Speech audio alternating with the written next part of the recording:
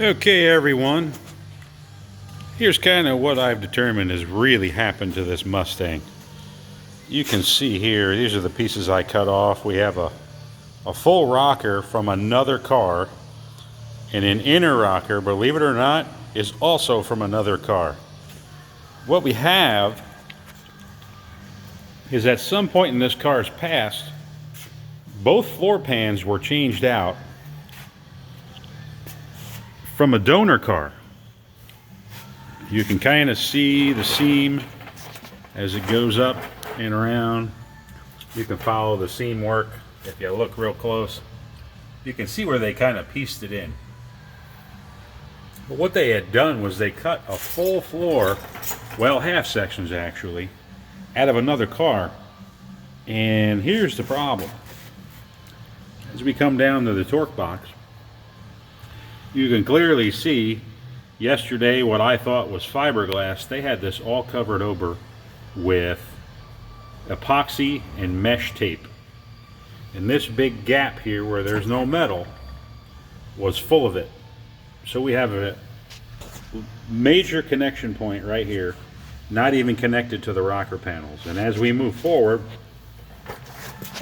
you can see they only had weld right at the very top edge of the steel, which is a no-no. And then when we get to the pan, if you look at the seat pan, you can actually see, I don't know if you can make it out in the video, here's the original lip from the car. That was never welded. There we go. So since this rocker panel was replaced, you have an entire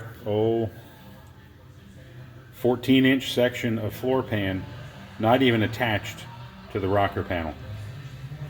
I can't say this enough. This is extremely dangerous.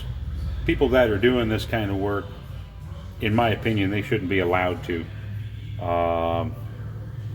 But there's just no structural rigidity here. You have a floor pan that's just floating right underneath your seat. It's just floating. So what I'm going to have to do is I'm going to have to repair all of this and try to save this gentleman's wallet from implosion. The rust was really extensive, plus this side had accident damage and just really, really bad repair work.